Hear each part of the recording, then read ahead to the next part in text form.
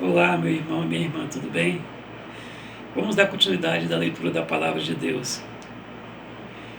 No Salmos 4, a gente vai ler os Salmos 4, seguindo o raciocínio do Salmo 1, 2 e 3, porque um fala o seguinte: bem-aventurado o homem que não anda no conselho dos ímpios, e também fala que na sua palavra medita de dia e de noite. Nós vimos isso no 1.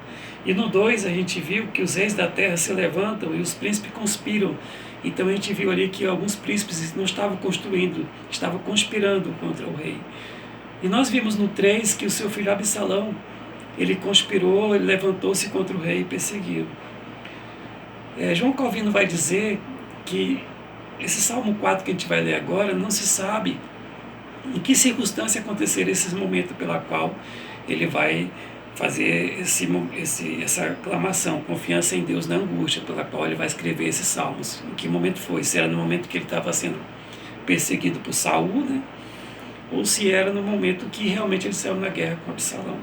Como tem essas duas linhas, essas duas possibilidades, nós vamos ficar com a possibilidade que esse salmo foi escrito na hora que ele saiu da batalha com Absalão. Leiamos então, versículo 4. Aliás, capítulo 4, Salmo. Confiança em Deus na angústia. Responde-me quando clamo ao Deus da minha justiça. Na angústia me tens aliviado, tem misericórdia de mim e ouve a minha oração. Ó homens, até quando tornareis a minha glória em vexames e amareis a vaidade e buscareis a mentira? Sabei, porém, que o Senhor distingue para si o piedoso, o Senhor me ouve quando eu clamo por ele. Irai-vos e não pequeis. Consultai no travesseiro o coração e sossegai. Ofereceis sacrifício de justiça e confiai no Senhor. Há muitos que dizem: quem nos dará a conhecer o bem? Senhor, levanta sobre nós a luz do teu rosto. Mais alegria me puseste no coração do que a alegria deles, quando lhes há fartura de cereais e de vinho. Em paz me deito e logo pego no sono, porque, Senhor, só Tu me fazes repousar seguro. Amados irmãos e irmãs, nós estamos vendo o salmista, ele fazendo uma leitura do que passara com ele em um certo momento, e ele coloca o título Confiança em Deus na angústia. Então Davi está angustiado. Era para estar feliz, né? Porque ele conseguiu vencer o seu inimigo, mas como ele não queria que o filho dele morresse, ele está angustiado. Ele não queria que o príncipe Absalão morresse. Então, com a morte de Absalão, acreditamos que ele vai começar a orar a Deus. Esses salmos, a gente vai ver no subtítulo, Salmo de Davi, ao mestre de canto com instrumento de cordas, ou seja, onde seria entoado com harpas, que Davi sabia tocar harpas, né? Ou com liras, ou com alaúdes, né? Que eram os instrumentos de cordas. Não fala aqui em pandeiro, não fala aqui em trombetas, porque se fosse algo que ele tivesse realmente muito feliz, ele colocaria as trombetas, colocaria os pandeiros, colocaria tudo que fosse necessário para ter muita zoada, porque demonstrava que ele voltou ao reino dele. Não, aqui é um lamento, é uma oração de tristeza, é um cântico triste, que vai ficar ao som da harpa, do alaúde e da lira, instrumento de cordas. E mostrando também que os salmos, quando eles eram cantados, não era só com as vozes, também tinham seus instrumentos de corda. Leiamos, irmãos. Ele vai dizer assim: confiança em Deus na angústia. Responde-me quando clamo, ó Deus, da minha justiça. Responde-me quando clamo, ó Deus, da minha justiça. Davi não está dizendo aqui que ele é justo. Não está dizendo assim: ah, Senhor, como eu sou justo, não. Deus da minha justiça, porque ele está dizendo que o Senhor Deus é que escolheu ele para ser rei. O Senhor Deus foi que colocou o profeta Samuel para ungir ele, para preparar para ser rei. Davi era só um pastor de ovelhas, como nós já vimos. Ele não tinha em mente que ia ser um rei, mas depois que ele foi ungido pelo profeta Samuel, como a gente viu, e possivelmente ele falou: bem-aventurado o homem que não se aconselha com os ímpios, possivelmente ele pegava conselho com Samuel, e ele foi entendendo qual era o ofício dele. Demorou um pouco, mas ele foi entendendo, como todos nós demoramos um pouco para entender qual é a nossa missão enquanto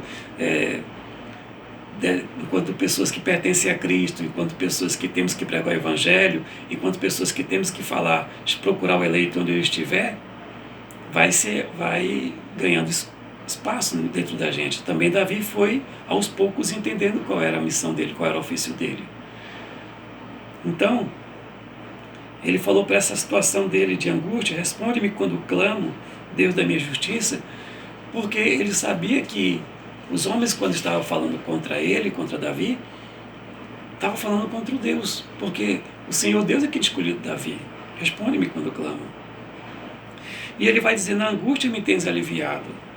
Ou seja, Senhor, quantas coisas quando o Senhor via que eu passava na mão de Saul, que eu ficava muito angustiado, o Senhor me aliviava aquelas angústias. Então eu tenho experiência contigo, que na angústia tu me tens aliviado. Tem misericórdia de mim e ouve a minha oração. Compadece de mim, Senhor. Tem misericórdia. Levanta compaixão por esse miserável, porque misericórdia significa compaixão levantada pela miséria do outro. Então levanta misericórdia, Senhor, por essa miséria, pelo estado pelo qual estou passando, e ouve a minha oração. Então Davi está dizendo que a angústia, tantas que ele já passou, Deus já o tinha aliviado. Como ele já tinha experiência, ele sabia que tinha que buscar a Deus. E na angústia de perder uma pessoa muito querida dele, que foi Absalão, ele sabia que o único que poderia preencher o coração dele, o único que poderia trazer sossego para a alma dele, era o Senhor Deus. Então, Davi vai falar com os homens, porque embora os homens da terra, quando ele voltou para Jerusalém, porque embora ele estava ali despedaçado, ele estava angustiado, porque tinha saído do reino dele, o filho dele tinha perseguido ele, fugido para outras terras. Depois o filho dele morreu. Então ele volta para Jerusalém, mas volta com percas, e as percas é o filho dele. Muito ele rogara a Joabe, o general dele, para que não matasse o príncipe Absalão. Talvez porque ele pensasse que, tão logo pegasse Absalão, pudesse pegar ele e mandar para o seu avô de novo, como ele estava lá morando com o avô dele. Talvez ele poderia mandar ele para um outro país, mas ele não queria que o filho dele morresse. Mas ele estava angustiado, porque o príncipe morreu, o príncipe Absalão. Então ele vai dizer para os homens, quando ele chegou lá de novo, aqueles que o viram sair, que bateram palma quando ele saiu e agora estão tristes, estão de queixo fechado porque ele está voltando, ele está dizendo assim para os homens: ó homens, até quando tornareis a minha glória em vexame? Ó homens, até quando vocês não vão entender que essa coroa que eu tenho, que essa função que eu tenho, que onde eu estou, ela pertence a Deus? Até quando vocês vão dizer que isso não vale nada? Que eu não sou rei, que eu não fui ungido? Até quando vocês vão considerar que aquilo que o Senhor fez na minha vida, aquilo que o Senhor está fazendo na minha vida, não tem validade nenhuma para vocês? Até quando vocês vão tornar isso em vexame, em nada? E ele diz assim mais: e amareis a vaidade e buscareis a mentira. Então, nós vimos que lá no Salmo 3, ele falou o seguinte: com vara de ferros a regerás e as despedaçarás com vaso de oleiro. Então, Davi tinha um braço de ferro, era rígido com eles, porque eles eram muito vaidosos. Eles não eram pessoas que tinham ambições, não. Davi tinha ambição. A ambição de Davi era crescer e se fortalecer juntamente com o povo. Mas ele viu que aqueles príncipes, aqueles homens importantes, eles eram gananciosos. Eles queriam mais do que eles tinham. E Davi não podia deixar que eles ganhassem muito mais, muito mais, muito mais, e o povo com muito menos, muito menos, muito menos. Davi queria equidade. E ele vai dizer: amareis a vaidade e buscareis a mentira. Até quando amareis mais do que vocês desejam, e para isso se usarão da ferramenta da mentira. E ele vai dizer ainda assim para eles: sabei, porém, que o Senhor distingue para si o piedoso, que o Senhor separa para si o piedoso, diferencia para si o piedoso. O Senhor me ouve quando eu clamo por Ele. Então Davi vai dizer para esses homens perversos, esses príncipes perversos, que estavam lá em Jerusalém, que Deus o ouvia, que Deus escutava, atendia a ele. E que também ele tinha experiência de que na angústia o Senhor já tinha aliviado muitas vezes ele. E ele vai dizendo assim: irai-vos e não pequeis. Esse mesmo texto de irai-vos não pequeis, irmãos, a gente vai ver também em Efésios, o apóstolo Paulo falando do mesmo jeito. Em Efésios capítulo 4, ele vai dizendo assim, a partir do versículo 17, porque assim a gente vai entender o que o profeta e o apóstolo estão dizendo. Isto, portanto, digo, e no Senhor testifico, que não mais andeis como também andam os gentios na vaidade dos seus próprios pensamentos, obscurecidos de entendimentos, alheio à vida de Deus por causa da ignorância em que vive pela dureza do seu coração, os quais, tendo se tornado insensíveis, se entregaram à dissolução, para que com avidez cometeram toda sorte de impureza. Mas não foi assim que aprendeste de Cristo. Se é que de fato tendes ouvido nele e foste instruído, ou seja, se é que de fato vocês entenderam o que Cristo quer passar para vocês, se é que estão lendo a palavra corretamente, isso que ele está querendo dizer. Segundo a verdade em Cristo, no sentido de que, quanto ao trato passado, vos despojei do velho homem, que se corrompe segundo as concupiscências do seu engano, os desejos ordenados do engano, né? E vos renoveis do espírito do vosso entendimento, e vos revistai do novo homem, criado segundo Deus, em justiça e retidão procedente da verdade. Por isso, deixando a mentira, fale cada um a verdade com o seu próximo, porque somos membros uns dos outros. E ele vai dizendo, 25, 26, irai-vos e não pequeis. Não se ponha o sol sobre a vossa ira, nem dê lugar ao diabo. Aquele que furtava não furte mais, nem saia da vossa boca nenhuma palavra torpe, não entristeça o espírito, e longe de vós toda amargura. O que o profeta está dizendo aqui para aqueles homens é a mesma coisa que o apóstolo está dizendo para os irmãos que não estavam entendendo a mensagem de Cristo. Quando ele disse assim, irai-vos e não pequeis, ele disse assim, olha, o que eu tenho a ver? O que eu tenho a ver com o que vocês estão passando? Será que eu mesmo sou a causa da falta de vocês estarem bem na vida? Será que eu mesmo sou a causa daquilo que vocês chamam de desgraça? Será que vocês não estão errando o alvo de vocês, não? Segundo Santo Agostinho, pecado significa tiro errado no alvo. A pessoa pega o arco e flecha e começa a atirar. Para o bom atirador, ele vai sempre tentar acertar o alvo. Mas para aqueles que não querem saber de aprender arco e flecha, qualquer atirada de flecha equivale. Então, o que ele está querendo dizer? Será que eu sou o alvo de vocês mesmo? Será que eu mesmo? Podeis irar, mas irem-se com vocês mesmos. Vejam vocês a vaidade de vocês. Vejam vocês como vocês tecem a mentira. Porque tudo que vocês querem está dentro do coração de vocês para só o bem-estar de vocês. Vocês são gananciosos. Vocês não são Aquelas pessoas que se preocupam com vocês e com os demais não. Vocês são gananciosos, são vaidosos, são mentirosos. Mas Davi vai pregar para eles assim mesmo. Vai dizer para eles assim. Quando ele disse, irai-vos e não pequei, ele vai dizer, consultai no travesseiro o coração. Consulte a consciência de vocês. Vão lá no travesseiro de vocês, consulta. Olhem na consciência de vocês. Faça uma reflexão. Quantas vezes o Senhor já provou que eu tenho que ser o rei? Quantas vitórias eu ganhei por essa nação? Lembre-se de Golias?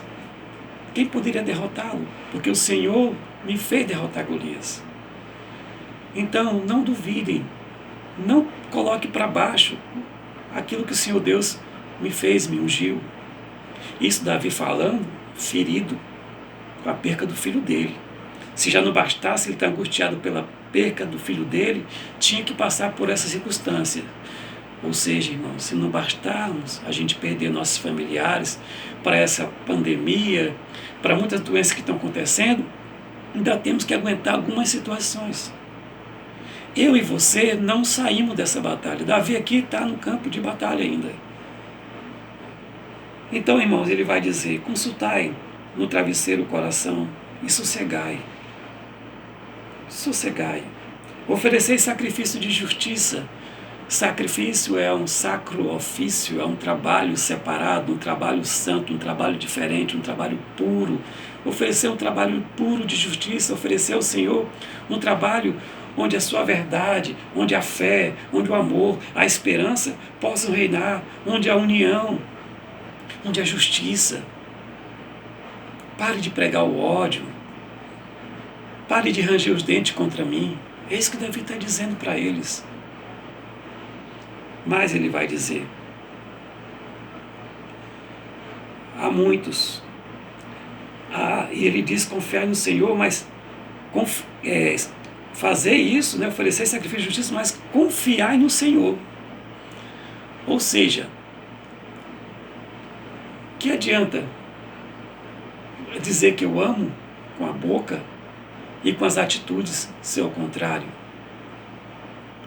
O que adianta eu dizer que amo meu Deus, que eu não vejo, e não amar meu irmão que eu vejo?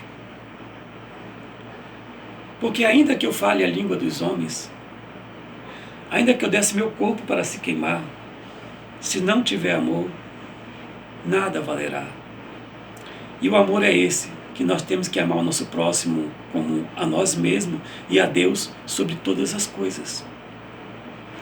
E ele fala, se não confiar no Senhor, confiai no Senhor. Se não confiar no Senhor, de nada vale. Ou seja, tenhais fé. Confiar no Senhor. Confiar que está fazendo a coisa certa no Senhor. Porque se buscarmos o Senhor da forma que não é para buscarmos o Senhor, não estamos confiando no Senhor, estamos confiando nos nossos próprios méritos. Por isso que ele fala, confiai no Senhor. Não nas habilidades técnicas de vocês, não na capacidade intelectual que vocês têm, mas confie no Senhor. Que ele vai dizer, confiar no Senhor. Há muitos que dizem, quem nos fará conhecer o bem? As pessoas estavam lá e dizem, tá bom, e quem vai fazer a gente conhecer o bem? Vamos confiar em Davi? E ele vai dizer, Senhor, levanta sobre nós a luz do teu rosto, Senhor. Ó Deus, converte esses corações, faça que esses homens conheçam que é o Senhor que me colocou aqui. E ele vai dizer, mais alegria me puseste no coração do que a alegria deles, quando lhes há fartura e cereja de vinho. Apesar de eu ter perdido meu filho Absalão, apesar de eu ter perdido meu filho Amnon, apesar de eu ter perdido meu filho que nasceu com Batseba, apesar de ter sido humilhado pelo tanto que eu já fui humilhado, Senhor, o Senhor me colocou no coração alegria. Então, mais alegria puseste no meu coração do que a alegria deles, do que a alegria passageira deles. Quando eles têm muitos cereais e se embebedam com seus vinhos. E aí ele vai, para finalizar, meu amado irmão, minha amada irmã, ele vai dizer, em paz me deito e logo pego no sono, porque, Senhor, só Tu me fazes repousar seguro. Meu amado irmão, minha amada irmã, só Deus é que nos faz repousar seguro. Confiemos no Senhor e esperemos nele, porque o Senhor é a nossa rocha. Amém?